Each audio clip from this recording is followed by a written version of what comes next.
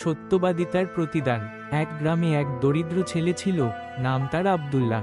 সে ছোটবেলা থেকেই খুব সৎ ও আল্লাহভীরু ছিল। একদিন গ্রামে খবর ছড়ালো, শহরের বাজারে কিছু চোর ধরা পড়েছে।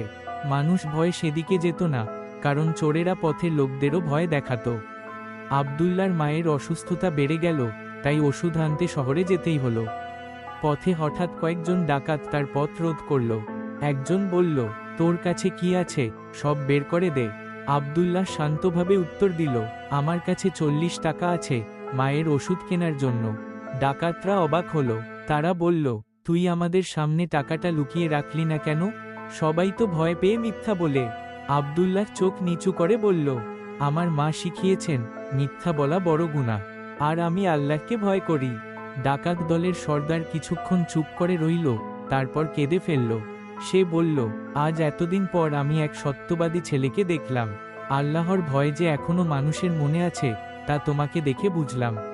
তারপর সে নিজের ভুলের জন্য তওবা করল এবং দলসহ ডাকাতি ছেড়ে দিল।